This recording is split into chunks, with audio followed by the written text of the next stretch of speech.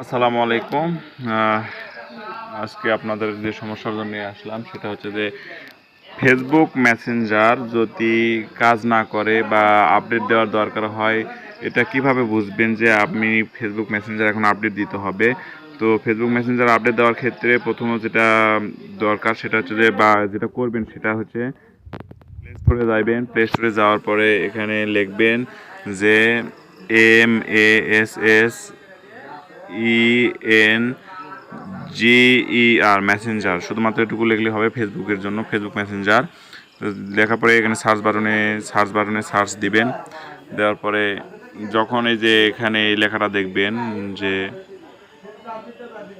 এই লেখাটা দেখবেন যে আপডেট লেখা আছে কি। যদি আপডেট লেখা থাকে তাহলে শুধুমাত্র আপডেটে হচ্ছে যে যদি আপডেট দেওয়া থাকে সেক্ষেত্রে আপনি হচ্ছে যে ওখানে আপডেটে প্রেস করবেন। এরকম প্রেস করার পরে দেখবেন যে কিছুক্ষণের মধ্যে ফেসবুক মেসেঞ্জার আপডেট হয়ে যাবে। আর আপডেট হলে পরে হচ্ছে যে আপনার কাজ শেষ। তো কীভাবে কী কারণে বা কী সমস্যার সম্মুখীন হলে পরে বুঝতে পারবেন যে মেসেঞ্জার আপনার আপডেট চাইছে। যখন একটা মেসেজ আর কেউ দিতেছে, আপনি একটু দেরিতে পাইতেছেন, আবার আপনি একটা মেসেজ দিতেছেন দেরিতে যাইতেছে বা লোডিং হইতেছে, এরকম ঝামেলা যখন হবে তখন ডাইরেক্ট প্লে স্টোরে যেয়ে এই মেসেঞ্জার এভাবে লিখে দেখবেন যে আপডেট চাই কিনা। যদি আপডেট চাই সেক্ষেত্রে আপনি ইনশাল্লাহ আপডেট দিয়ে দিবেন, তাহলে আর আপডেট চাইবে না।